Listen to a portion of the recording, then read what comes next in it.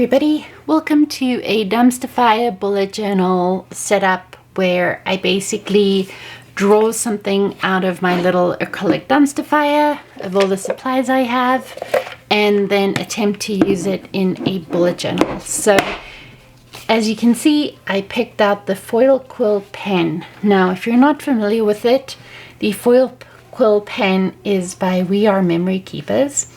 It's a freestyle pen that you plug in, it heats up, and then you're able to emboss onto the foil, and the foil transfers onto your page.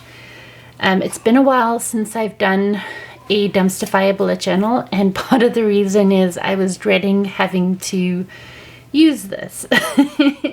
Not that there's anything wrong with it. I do like them. They just aren't as practical as I was hoping they'd be. We'll get into that when you see me set up my spread.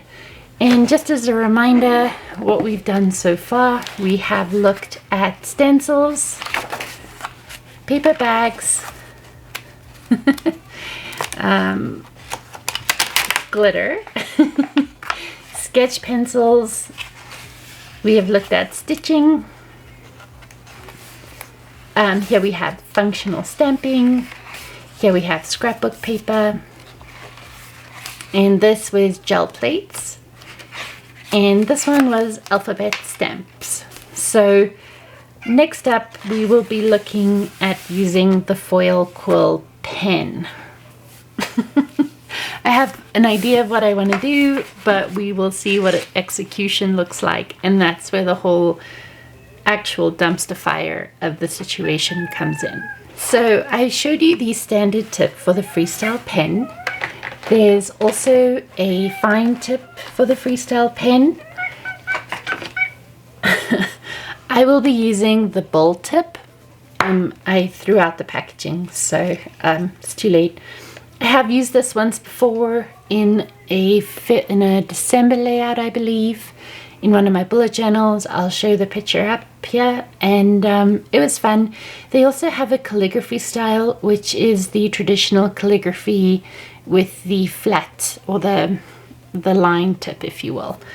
I got these guys on sale at Michael's, so they weren't as bad. I bought them pretty much as soon as they came out, which meant they were still pricey. But now you can get them on sale from various outlets. Scrapbook.com has them as well, as I said, Michael's and Joann's. Okay, they come with a tube of foil, which we are going to be using. I'm going to be sticking this down with washi tape in my notebook, like so.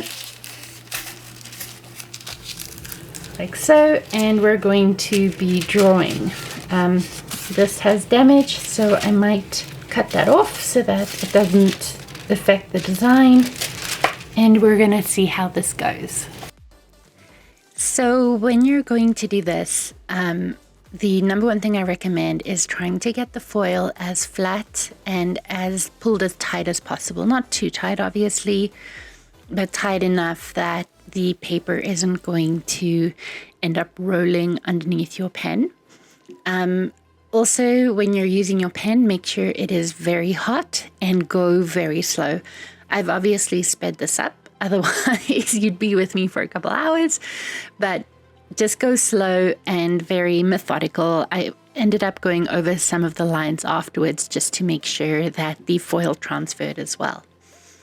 Now, what I love about this is obviously you get your gold embossing effect, but what I find to be really frustrating is it's hard to measure where you want to put the words. So using this for a layout, it's going to take some effort to try and measure out what you want to do.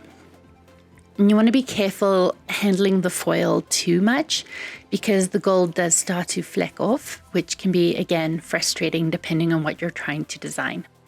So those are just a few things to keep in mind. I do love how this turned out. I was really happy with it. It was a lot of fun. Here you see me trying to do some lettering. I did rush this a little bit. I feel like my keep looks a little serial killer-ish, but that's okay.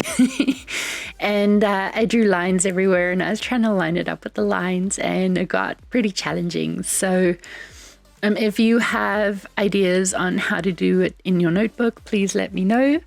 Otherwise, I hope you enjoyed today's video. It was fun to be back in my dumpster journal. Thank you so much for watching today.